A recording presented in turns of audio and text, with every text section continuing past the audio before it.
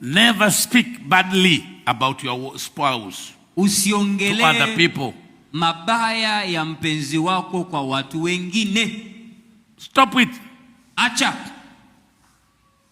When although has done evil, whatever, ni kweli amefanya mabaya au maovu, but don't speak about your wife. Lakini wewe usimuongelee mke wako.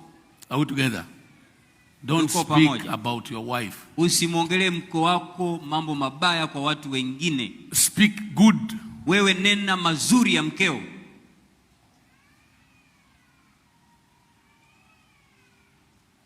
If anything happens, kama kuna jambo limetokea, keep that thing. Litunze hilo jambo. Between you and him and her. Kati yako wewe na yeye. Don't say to somebody. Usilisemo kwa yule na yule na yule na yule, hapana. Kama yeye anasema mwache aongee. If she speaks, let her speak. Ni mwanamke.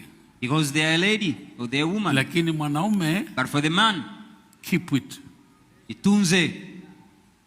Mwache kama naenda kuongea kwa marafiki kwa if she's going to speak to her friends, let her. Ni mwanamke. Because she's a woman.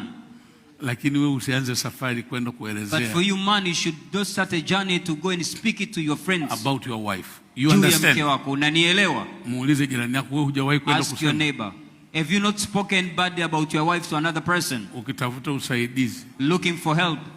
Hii ni Fata TV.